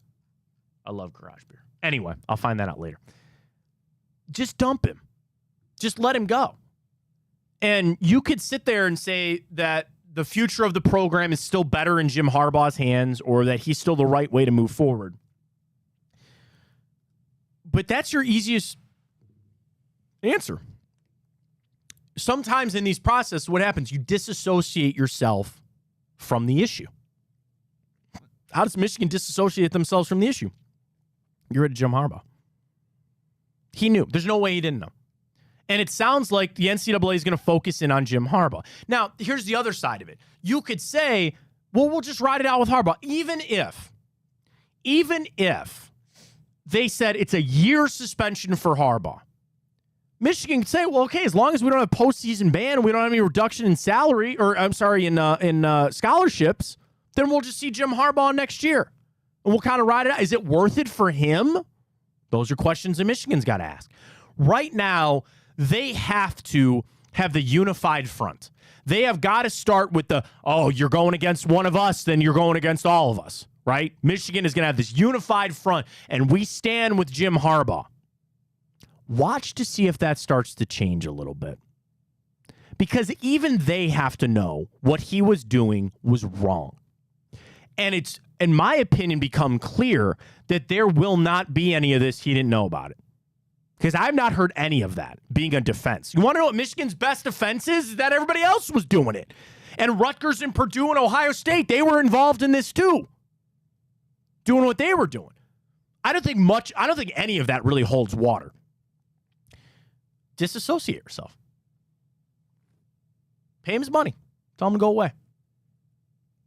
And if the Big Ten, Brian, put yourself in the shoes of the Big Ten or the slimy NCAA. If Jim Harbaugh just resigned from Michigan, would you still penalize him? Or would you say that's penalty enough? No, we're not. Be right back. We'll be back in a second. But that question had me so shook. I was trying to think of something. I mean, I would still like him to be penalized because it's kind of like, okay, were you trying to pull up the Harbaugh picture? Yeah. But then I forgot I deleted it out of the system. Okay.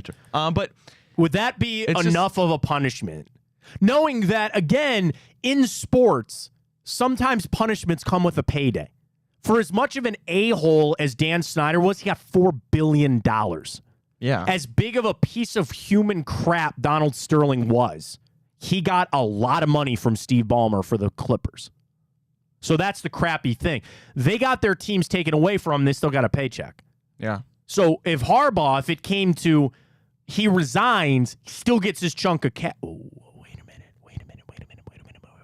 wait a minute. What if Michigan fired him with cause? Oh, what a plot twist that could be now.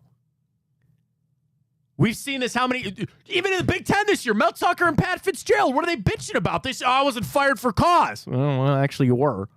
So that would they don't get it. What? I'm sure in all these lengthy documents that I don't want to read, Somewhere in his contract. In every one of these contracts, there's a moral clause. And if you do these unsavory things, you're not going to get your money. Could Michigan turn on Jim Harbaugh? Could they do it? Could that be something where they say, you know what? We're going to throw him to the wolves. We're going to self-sacrifice here. We're going to throw him off. We're throwing everybody. The ship's going down, and we're chucking him off to save ourselves here. Because I'll tell you this. If that actually happened, what would the Big Ten and the NCAA have against Michigan? You remedied the situation. You fired the guy that it's the fault. You fired Connor Stallions. You fired Jim Harbaugh. And again, if they want to go back and vacate wins, which I think is stupid, sure, fine, whatever. There's Michigan's way out. The question is, how loyal are they to Jim Harbaugh? How much are they actually going to say, we'll ride and die with this guy? He's it. Because I could also make another case that him at least rebuilding the program, you fire him and bring in another coach, you can at least continue that. Because with Harbaugh, optics in college football are huge. When he and Ryan Day and Nick Saban, and I bring up Dabo Swinney down there in Clemson, right?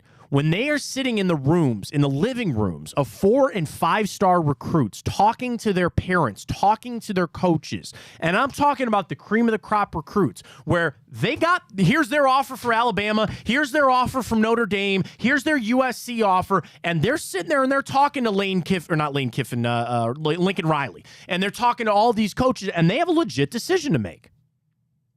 Who is not going to sit there and look at Jim Harbaugh and not think about the sign-stealing thing? There will always be anomalies to that. There will always be Michigan-born and bred recruits. There will always be Ohio State-born and bred recruits, where if they're in the state of Ohio or they grew up a Buckeye fan, they'll always have that lean. They will always have more of a thing. I hope my son's maybe there one day if he plays football. I've said this before on the show. I'll say it again. My son and my daughter, they are 2 and 4 months old. I got a lot of time, right? And they could become world-class golfers. They could be on the swim team. They could be in the choir. They could be the best cellist to ever walk the face of the earth. And they want to go to a conservatory at a school that's great. They can go anywhere they want except Michigan. They go to Michigan State. They go to Central Michigan. They go to Penn State. They go to Wisconsin. What if it's your son's only full ride? I'll pay. No, you would not. Yeah, I would. I swear to God. No, you would not. I swear to God. No, you would not. I say that with the straightest face. No, you would not. Nope. No, I don't believe that for a second. Nope. No way. Nope. You're telling me your kid had an only full ride, like $40,000 cup. Matt, come on. Yes, I'll pay. you would. I'll pay. No way. I swear to God. No way. Do you see how serious I am? I swear to God. You think your wife would let you do that? Yeah, she would, because she went to Ohio State. No way. I swear to God. No, and Matt, no. Okay, and here's the thing. I've said that before, and people get on my ass because they go, oh, Michigan's a great school. I know it is. They're not going there. They can go. Because not for a second of my life will I ever put on a piece of Michigan hat, a polo, a quarter zip. And the thing is, I would be selling my children short if I didn't support them in every single way that I could. And I cannot support the state of Michigan. I can't support Michigan University. I can't do it. No way. If they're good enough to go to Michigan, they're good enough to go to Bowling Green, okay? They can go to Bowling Green. My father-in-law went to Bowling Green. Proud graduate. My in-laws went to OU. Go Bobcats. If he's good enough or she is good enough to go golf or be in the choir up there at Michigan, I'll find him somewhere else to go. You're lying to yourself. I swear to God. No way, Matt. On my grave. No way. I swear to God. A full ride to be one of the best football schools in the country. Will pay for him to go somewhere else. You're nuts. If he had a full... Now, the tough thing is it will be my son's decision. I would never take that decision out of my son's hands. Right. That is the hard part of this. You're tripping. But I would tell him, son, you go be a walk-on at Ohio State, and I will pay for you to go to Ohio State. You're mad. I swear to God. No, Matt. I can't believe that for a second. Believe it. No way. I'm not kidding. Full ride. I'm not kidding. That again, the caveat is, in that scenario, my son or my daughter would probably have done a lot of work that I didn't do, that I'll support them in every single way that they've done. Whatever, again, academia, it could be athletics, it could be a thespian, whatever they become world-class in. And if they're staring down the barrel of an offer from Michigan and that's really, truly where they want to go, I don't know if I'd let them. I really don't. I don't know. I swear to God. I know issue 2 just passed, but you are fried. I swear to God. No way, Matt. That's the only one. That's it. They can go, seriously, they can go anywhere else. That's it. No. There's something about it. And is it a base off of athletics? Sure. And again, you're talking about the future of my children, right? Getting a good college education. And I'm letting a football team impact that. I know how crazy it sounds. And I want nothing but the best, like any parent out there. What do you want? You want the best for your kids. Just not Michigan. That's I'm it. clipping that. Clip it. I'm telling nuts. you, man. I'm You're telling you. nuts. Yeah, I'm telling you. 40, like a $40,000 scholarship to go to Michigan. I would pay $40,000 for my kid not to go to Michigan. Seriously. Wow. Seriously. Wow. Yeah. And trust me, you'll find out soon, Ryan, 40 grand don't get you very far in college anymore. It's Yeah, 40 well- grand a year. Well, yeah. My grace period just ended, so have fun with that. I'm gonna have a fun, hopefully. I'd love to send him to the University of Cincinnati. My wife's cousin, Hell proud yeah. Bearcat. He's a junior down there in Cincinnati. I can vouch for that. I can vouch for proudly that. send them. And the thing is, it's not just Michigan. You're like, oh, they hate all Michigan. They can go to Michigan State, Central, Western, any of them. You're nuts. Just not there, man. Just not Ann Arbor. Because I would feel like a horrible father of not supporting them because I cannot support that place. I can't. Dude, they're worse than the Steelers, than the Ravens, than the Warriors, than anything else. There is something true to my core that I hate Michigan. I hate them. That's insane. I do. And again, parents out there, what do? Your son or daughter, you grow up, what are they? They're Browns fans because of you, right? They are Cavs fans because one of my good friends, he is a diehard Ohio State fan. He loves the Cavs as much as anybody that I know. He's a Steelers fan because his dad and his family are from Pennsylvania. They live in Cleveland, but he is a born and bred Steelers fan. So I love giving Nick crap. I love him. I love him to death. I love giving him crap, but I respect it because he is a Pittsburgh fan because that's how he was born and raised. I will be raising, my wife and I will be raising our children to be Browns fans, Cavs fans, Guardians fans, and Ohio State fans. We'll also raise them to hate Michigan. Patrick said, "You're bananas. I hope both your kids go to Michigan." They're not going to Michigan. They're just not. You're lying to yourself. There's I'm no not. way. There's no way. I swear to God. Full ride. Full ride. I'll pay for them to go somewhere else. No, I will go into debt to send them somewhere else. Oh my God. I'll be doing this show till the day I die if I have to get that pay.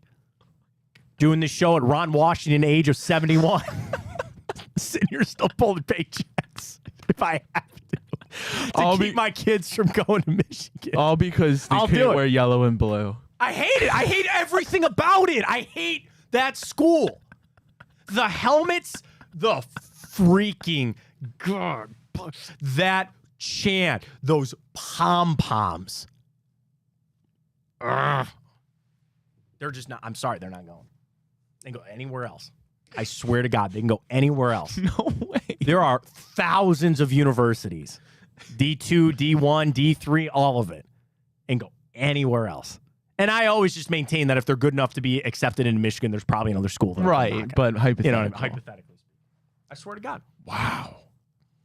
I respect your. Thank you. I appreciate that. Yeah. Yeah. So like that, like because I started this by saying Yeah. that if I were a Michigan fan, which I'm not, if you haven't picked that up in the last 5 minutes, there you go. So if I were a Michigan fan, your loyalty is to the program. And you could say that when Jim Harbaugh walks into a living room, I'd lock the door. I was gonna say, wait. He'd come knocking. I'd be like, wait, get out of here. Get out. No, you're telling me I'd throw him off my property. I'd call the cops. Comes to I Northeast got a Ohio. trespasser. He's on my property. Get out. Yeah, right. Yeah, throw him out of here. No I don't want him. way. You wasted your plane trip, Jim. No Go somewhere way. else. He could be standing on my tree lawn in West Park, Ohio. Like, get out of here. No. I'd flip him off. Tell him to get the hell out of here. No way. Your son's the #1 linebacker in the country. John Harbaugh comes up. Don't even bother. No Don't way. John Harbaugh's fine. Jim. No way. Don't even worry about it, Jim. Go to the next house. That's unreal. I shouldn't say this, but it's like the Jehovah's Witnesses. Just go to the next house. You're nuts. I should go to the next house. On my door, there's 2 signs: no solicitors and no University of Michigan. Moving on, Jim. Go find somebody else. Not in this house. Now I'm even more excited. Not in this house. For the big game up north. I didn't realize you were, I hate this had this much of a vendetta against you. I hate him. And the thing is, I am looking at this whole thing now, knowing what you know, Ryan. Would you say that I'm actually looking at this pretty objectively from the Michigan side? Because I'm one that I'm actually sick of this crap. Yeah. And I should be one that should be on the forefront of screw them and they suck and get them the hell out of here. And I don't really even care anymore. I don't, because I don't think they're going to do anything to them. But back to the Michigan whole point of it, the inbox is just completely blown up at this point. Mike tweets. He goes, I believe you, but something tells me Steph, my wife, would have something to say about the college choice for her kid. She very much does, Mike. And my wife, I always say this. Like, I wasn't smart enough to get into Ohio State, so I was smart enough to marry somebody who went to Ohio State, my wife. She's smarter than me. She's better than me in a lot of things. She has a big say in this. Trust me, but I think she's on this. Do you want me to? Caleb said Matt Fontana's OnlyFans is going to pay for his kids because he won't let him go to Michigan. Don't nobody. Because he won't go to Michigan. Okay. Matt rather have his kids play JUCO than go to Michigan. If Leo had only one offer, I just said my son's name on the air. Sorry. If he only had one offer to have his college paid for, but he had to go to Michigan, would you let him? Who are you texting, your wife? My wife. Or say, we'll pay no way for you to go You're crazy. somewhere else. I just texted her. I said, if our son only had one offer to have his college paid for, but he had to go to Michigan, would you let him or say, we'll pay for you to go somewhere else? I just texted my wife that. I'll tell you what she says when she texts back in here in a second. She's working, so she's in the middle of doing something important at work, and I'm texting her this stuff. Okay, let me wrap up the whole Harbaugh thing I got on this. So as he sits down, like, if you're a Michigan fan, your loyalty is to the program, right? Not Jim Harbaugh. Harbaugh's future, would you not say, Ryan, is now hurting the program? Yeah. Because as he sits down with these recruits, and I know that there's a lot more to go into recruiting than just the school. If you're good enough, are you going to get to the NFL? Are you going to get to the NBA? The feel, the vibe, like all of that goes into recruiting, right? But as you look at that, would that impact it? And I guess that's a question we don't know, because here's Harbaugh. He's the perfect guy. He's the perfect Michigan man to do all that. I know I brought Dabo up because watch, and I know Clemson has had some big recruiting over the last couple of years, and I respect people that follow that recruiting trail and stuff. I can't do it, man. It's a lot of stuff. But watch how Clemson starts to fall. Why? Dabo is anti-NIL and he's anti-transfer portal. In today's world, you're not getting anybody. There's nobody that's going to come to your school. So these type of things impact it. So the question is, if you are a Michigan fan and you are loyal to the program, do you feel like Jim Harbaugh is still the right guy for the job? And if you don't, and if you feel like he's going to hurt you in recruiting or hurt the team, then get rid of him. There's the easiest solution to this problem is for Michigan to fire Jim Harbaugh. With cause, they don't pay him any money, and I'm telling you, the NCAA and the Big Ten would probably accept that as punishment for what happened. Harbaugh can get what he wants. Probably wants to go back to the NFL anyway. And then he can maybe even, what if he just resigned to say, I want to avoid a suspension here so I can get right into the NFL? Because remember, the NFL said that they will honor a suspension if he gets suspended.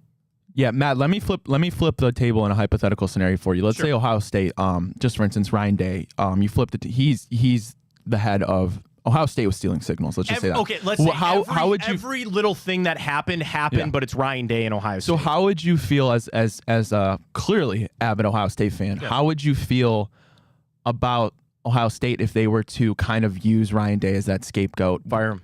Right. Fire him. Would you kind of look at it as disappointed that the school would turn their back on a coach like that and totally throw him under the bus? Or are you comfortable with that in the terms of it's a business? Would it affect the way you viewed Ohio State? I completely agree, and this is a great way to flip that around. I'm an Ohio State fan. I'm not a Ryan Day fan. And for the record, sorry, I'm pulling time out for you. We'll do a quick time out today. I like Ryan Day. I know he's a lot like Kevin Stefanski. There's some real hate out there for Ryan Day. I like him. I think he's really good at what he does. But he's not irreplaceable, right? Let's say that all that happens. My first response would be, you were doing it, man. Because again, there's no part of me that feels like Harbaugh didn't know about this. And at the worst, and the worst excuse is you didn't know. That does not resonate with the NCAA. They hate when you go, well, I just didn't know about it. So that carries no water. And I would tell you this as a born and bred Ohio State fan. I'd fire Ryan Day. I would. Twofold. Number one, you knew what you were doing. This is your fault. This is your penalty. And number two, I'll find somebody else. People get so wrapped up into this. Yes, there are the Nick Sabans of the world. Almost everybody's replaceable. Just give that job to Brian Hartline. Go call Mike Vrabel. Tell me he wouldn't come back to coach Ohio State. Fickle. Somebody, oh man, who brought that up? Feinbaum brought that up. Could you imagine if Luke Fickell had just stayed at Cincinnati one more year and now all this Michigan, he'd jump that Michigan job in 2 seconds? Yeah, well, wouldn't he? Yeah, and the whole thing, I remember the year before he obviously left for Wisconsin, it was the Notre Dame job that opened. And yeah, I was like, dude, I had somebody tell me this, and I think about this all the time. Life is all about timing. Oh, yeah. It is all about timing. And the same thing, if Fickell was available, tell me he wouldn't have jumped on that job. The whole thought of was he's using, which is fair, but it kind of sucks for Cincinnati. We're trying to not be a stepping stone program into something greater, like Fickell going from Cincinnati to Ohio State, but unfortunately, that's the reality that we're at right now in Cincinnati. Yeah. But yeah, we kind of figured that was his ultimate goal. Just use it, and it's always. I'm sorry to see you. But go coach your alumni. Yeah, it's a stepping stone. That really is to get back into the cream of the. We know that across college football, there are between 25 to 30 premier jobs. And sometimes you could turn a school into a premier. Dabo Swinney turned Clemson into a premier job. Like when I was at school, Clemson sucked. Like they were not very good. There was even years that Alabama was down. So you could read into it like, yeah, you could turn this program into something premier. But we know in the Big Ten, Purdue will never be a premier job. Illinois will never be a premier job. You could say that Dan Lanning has kind of turned Oregon into a premier job, but I think Oregon was always a premier one, mostly because of the money behind it, right? And you could fill that list up with whoever you want. Michigan, Ohio State, Penn State. I think Wisconsin is a semi-premier job. USC. I think UCLA should be. Chip Kelly's got that job, and he's done a great job of screwing it up. And I would say that really most of the SEC schools could be premier. There's a world that Ole Miss is premier. They're not there right now, but it could be. It's ups and downs with LSU. So Michigan, without a doubt, is a premier program. You're telling me that if they didn't fire Harbaugh, that they wouldn't find somebody else who's just as good? That is one of the things that have always intrigued me when it comes to Jim Harbaugh. Why do people think that he is just such a god? Okay, turn Stanford around. He had Andrew Luck, okay? He went to San Francisco, took them to a Super Bowl. Sure, good job. Good players on that team. He also left a wake of destruction there. And now he is at Michigan, where in 8 years, he has gotten them to a college football semifinal. Dude, he doesn't even have a national championship to his credit yet. Now, neither does Ryan Day, but at least he's had more shots at it. I don't get it. And Michigan even more so, because he's a god. He played here. I think he was an All-American, went to the NFL, and he's had all this success elsewhere. He was the perfect hire. He was the perfect hire where they prayed and hoped that he would have the run that Bo Schembechler did. And he was there for 30 years. That was never going to happen. Because I think of who Harbaugh is. He's kind of weird. You know what I mean? And it's his way or the highway. And that only goes so far in college. And obviously, he's not above doing some of these other unsavory things. It was never going to last. Cut your losses and move on. And that again, coming from the Michigan hater that I am, I don't even care if they fire him or not. Because it kind of goes back to, I don't think he's all that good. I would truly rather beat Michigan. I would always rather beat Michigan when they're at their fullest. I don't want any bullcrap excuses. And I love when we beat the hell out of them. I hate them. I hate them. So I don't want them to have any excuses or do any of that kind of stuff. Fire them or not, I really don't care. That's the weirdest thing about all of this. I don't care what the Big Ten does to them. I don't care what the NCAA. I just want them to do something. Or, like, just move. I'm over it already. Like, I'm over discussing all of this. And what's the impact? You're still going to play that game. And I'm also not one of these, like, blind fans that if Michigan beats us and they're the better team, I can accept that. I hate it. I don't want to do it, but I also will accept it for what it is. So do something. Let me do this. Michigan, Big Ten, Tony Petitti, NCAA, just do something, please. Just do it. So I don't have to talk about this anymore and we can move the hell on. We only got 10 minutes left in our show. Holy cow. You want to do time hop really quick? Yeah, we can do it. All right.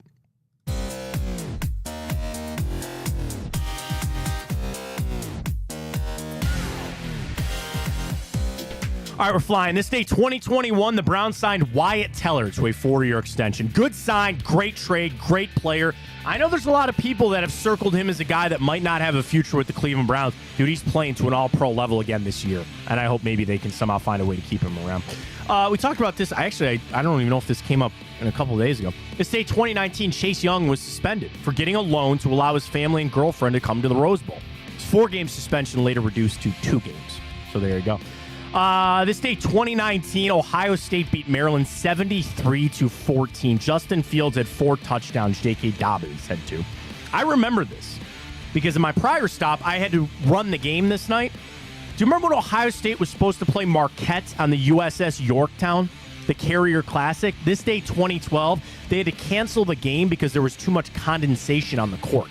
They were playing on a aircraft carrier in the harbor. Basketball. Yeah, basketball. Okay. I'm sorry, basketball, not football. Basketball. Yeah, that makes sense. They were playing. That'd be cool if they did a football game. They were playing on an aircraft carrier outdoors in November, and there was condensation on the court. They couldn't play it. Again, this has all kind of come up in a way. This day, 2011, Joe Paterno was officially fired by Penn State after the Jerry Sandusky scandal. I mean, it's so different. That was one that, like, I had just got into the media and reading this stuff. Like, dude, that's just terrible. Absolutely awful. Another reason, too, why it's time to go. It's time to go. This day, 2002, Ohio State, undefeated, down with 1:38 to go. 4th and 1, down 3. Craig Krenzel drops back. Michael Jenkins, holy Buckeye! Ohio State beats Purdue this day 2002 with holy Buckeye. This day 1989, the Berlin Wall fell. Probably a pretty important day. This day 1967, the Rolling Stone released for the first time. Have you ever read the Rolling Stone? I have not. I see the articles sometimes online, but can't say I've ever read it. This day 1965, the Great Northeast Blackout. It was the biggest power failure in United States history. All of New York, parts of 7 other states, and Canada impacted. 800,000 people were trapped on subways in New York this day 1965 with the Great Northeast Blackout.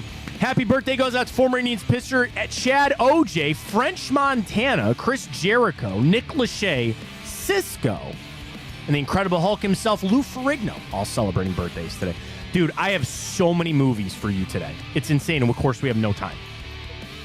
I'm going to try to go rapid fire here. Okay. This day, 2012... James Bond movie. Which specific one? Yeah. Goldeneye. Skyfall. This date, 2007. It just so happens I have a quarter in my pocket.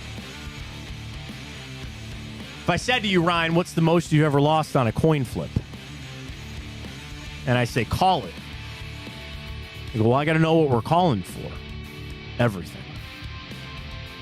Sounds like Harvey Dent. No, a little bit. Yeah. Don't put it in your pocket. Don't ever put it in your pocket. That's your lucky quarter. It's been traveling 22 years to get to this today. Ooh, where do you want me to put it? Anywhere. Just don't put it in your pocket. No idea. What? No Country for Old Men. Have you ever seen that movie? Yeah. That's a great flick. That is a great Anton film. Chigurh? Yeah. Javier Bardem, man. Best picture. And he won Best Actor, I think. Yeah.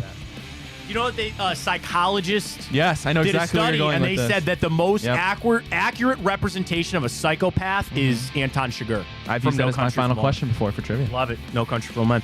This day, 2005. I'm just going to go rapid fire. Get Rich or Die Trying came out this day, 2005. 2001, Shallow Hal. Oh, interesting flick. This day, 1990.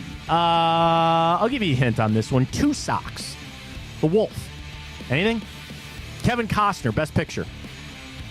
Two Socks, a wolf? Two Socks was the name of the wolf in Dances with Wolves. Oh, That was the wolf that he went with. And then this day, 1984. If I told you don't go to sleep. Nightmare on Elm Street? Nightmare on Elm Street. Nice job. That's pretty good. Nice job. Nice job. Elm Street. Nice. Skyfall, No Country for Old Men, Get Rich or Die Trying, Shallow Hal, Dances with Wolves, and Nightmare on Elm Street, all this day in history. Do I have to do Thursday Night Football? Dude, what? Oh, my God. What a horrible game. Yeah, it is pretty gross. Carolina, Chicago, 3-point spread. It's at Soldier Field. Tyson Bagent will play the 1-7 Panthers. It's a 3-point spread. Carolina, they're not even covering as bad as they are. They're 1-5 against the spread their last 6 games. They're only 1-5 straight up in their last 6 games against Chicago. 1-5 straight up in their last 6 games at Soldier Field. For the Bears, 4-12-1 against the spread their last 17 games. 1-10 straight up in their last 11 at home. Place your bet, Ryan. I'm just going to take the Bears. I don't really care. It's a bad game, man. I will also take the Bears. Write that down. Chicago for us. Was it -3? Give me the hook there. 3.5, please. Chicago -3.5. This is a horrible football game. Over-under's 38.5. Yeah, I'll probably go Carolina. I'm sorry, Carolina. I can't even pick. Like, Chicago. This is just an absolutely horrible game. So, yeah, we'll see. All right. Update our Twitter question. At Matt Fontana Show. Do you believe that this is the biggest game for Deshaun Watson in his tenure with the Cleveland Browns? It's still, dude, 96, still 95%. People say yes. And then the other question we asked, have you ever taken a day off of work to go play a video game the day it came out? About 60-40, people say yes. Dan tweets Madden, the show, Call of Duty, and Halo. A-Tonks is Baldurus, Madden, or Browns Horror, Madden, GTA. Ryan says FIFA 14. So I think those are all pretty good games to get it done right there. Great show today. Appreciate everybody joining us. I know we got all fired up about that Michigan kind of stuff, but just kind of is what it is. So we'll see. Do you think we'll have something on this Michigan stuff here soon or no? I think today might be a good day for it. All right, we'll see how it goes. Browns back at practice today. We're gearing up for the weekend. Super excited. We can't go anywhere without our big play bracket of the week. Your favorite music video, Sledgehammer Gets It Done, and Hot for Teacher. So all 4 of those in the final. Vote at Matt Fontana Show for the greatest music video of all time. Thriller might be really, really hard. It's going to be tough to beat. Hot for Teacher, though, was a pretty popular pick. So if anyone's going to give it a run for money, might be that one. We will have to see. Great stuff on today's show. We'll rejoin everybody tomorrow. Don't forget, later today, 12 to 2, Chico. Great stuff coming up with Chico today. And then no weekly shows tonight, right? Because Booby's off tonight. Yeah, I don't believe so. All right, go back. Watch all the replays. Then tomorrow, big bets, big play with Dave, Nick, and, of course, Ted Ginn on that. And then, of course, we'll be back from 9 to 11. Chico coming up at 12. We'll talk to everybody tomorrow. Great Friday coming up. Feeling it. Really excited for the Browns this weekend. We'll talk some Buckeyes tomorrow as well. For Ryan Tyler, I am Matt Fontana. And as always, take it easy.